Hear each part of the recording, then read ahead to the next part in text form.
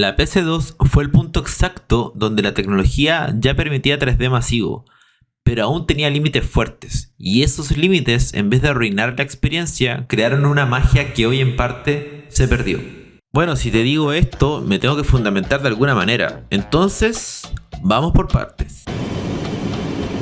¿Por qué la PC2 fue una revolución más grande que solo gráficos? Para empezar, la PC2 se puede catalogar como el centro multimedia del living de tu casa. Traía DVD, el cual estaba explotado por la época de los 2000. Para muchas familias comprar una PC2 era como tener un minicine en tu casa para disfrutar. Debido a factores como que se modernizaba el entretenimiento familiar, la PC2 terminó convirtiéndose en la consola más vendida de la época, superando a la principal competencia directa, que fue la consola GameCube, la cual, no te voy a mentir, que tenía unos juegazos. Lo que sí, la PC2 siempre tuvo una obra mucho más adulta y de experimentación. Muchos publicaron juegos grandes, juegos medianos,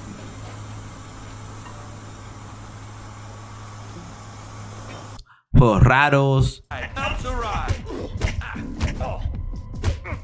japoneseadas extrañas.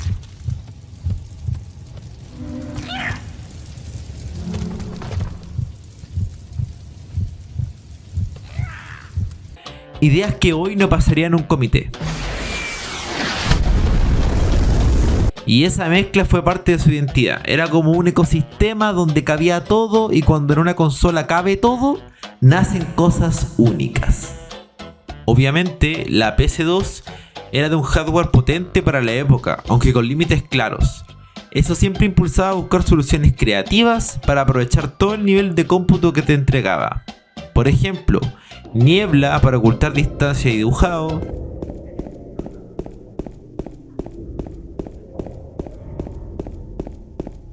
trucos de iluminación,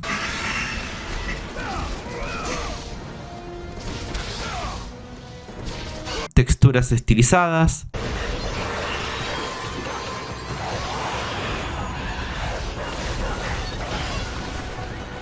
cámaras inteligentes,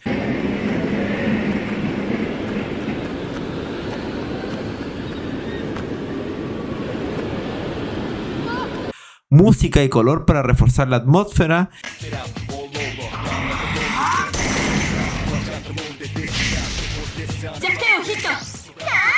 y un excelente diseño de niveles.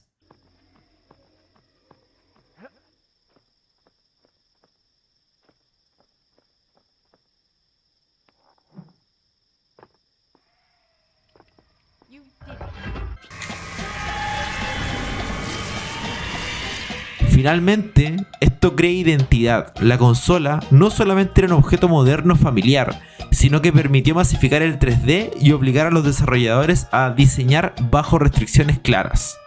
Hoy en día, jugando juegos como James Bond, El Agente 007, King Kong, Van Helsing o Shadow of the Colossus, me fijé en algo que claramente todos usan como un factor clave: la imaginación guiada. Calamardo, no necesitamos un televisor. No mientras tengamos nuestra imaginación.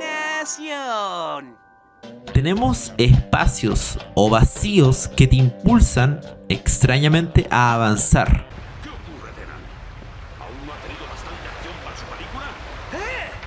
¡Eso era! ¿Lo han visto? ¡Era! ¡Oh! Hay que avanzar. Hay un camino por el otro lado.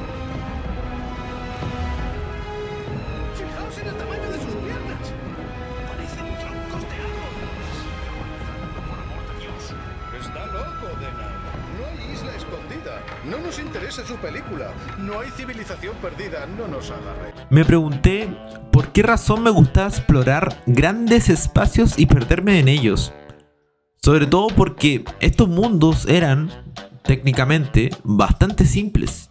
Y claro, entendí que nuestro cerebro funciona de tal manera que rellena estos espacios.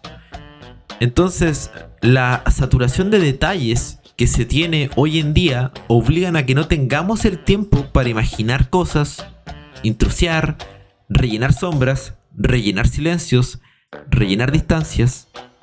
Y todo esto bajo geometrías súper simples. Claro, esto crea misterio, una conexión más personal, incluso quizás una proyección personal. Al final, la vida es justamente así. Es un espacio, es algo vacío. No sabes qué tienes, no tienes certeza, no tienes respuesta. Puede que no tengas nada, pero algo te impulsa a invadir esos espacios, a explorar. Y eso, amigos míos, es nuestra naturaleza humana gritando por nuestro instinto de supervivencia, de curiosidad, de propósito. Y esto no solo trae consigo todo un comportamiento biológico, un pensamiento filosófico, también existe una estética, algo que yo admiro mucho de esa época, una estética de la ausencia. El vacío no es una falla, es atmósfera. El silencio y la soledad, como la vida misma, nos hace avanzar. Se siente como una aventura. Hoy muchos mundos abiertos están llenos, pero se sienten vacíos. En la PS2 estaban vacíos y se sentían llenos. Entonces, con esto entramos al siguiente punto. Las restricciones generan arte. Las limitaciones te obligan a elegir. ¿En qué gastarás recursos? ¿Más polígonos? ¿Más iluminación? ¿Mejor animación? ¿Gestos faciales más expresivos? ¿Mejor paleta de colores? ¿Música más memorable? ¿Diseño de nivel inteligente?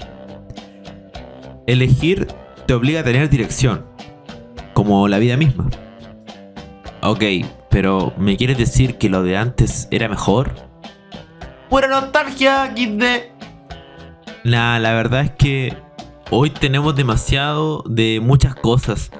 Demasiado contenido vertical, demasiado contenido hecho para consumirse rápido, demasiado contenido generado por IA. Por ejemplo, el Brain Root, contenido que no te pide nada, solo que lo consumas. Te da recompensa fácil y te deja la cabeza llena de ruido. Y claro, los juegos actuales, por ende las consolas, van por el mismo carril, porque se tienen que ajustar al mercado. Entonces, demasiado hiperrealismo, demasiada saturación, más un exceso de diseño por retención. Y es aquí donde brilla la PS2, con mundos llenos de huecos, silencios, vacíos, donde se marcaba mucho más la identidad del juego, con campañas más concentradas, una variedad de catálogos y experimentos donde la industria aún no estaba tan estandarizada. Obvio que hoy hay juegos técnicamente superiores y con mucho contenido, pero mejor y mucho no siempre es equivalente a excelencia. A veces es más recordable, más icónico y más tuyo un juego vacío, lleno de huecos y silencios, porque cuando el hardware te limita, el diseño se vuelve intencional y te dejaban un espacio para que tú también seas parte del mundo.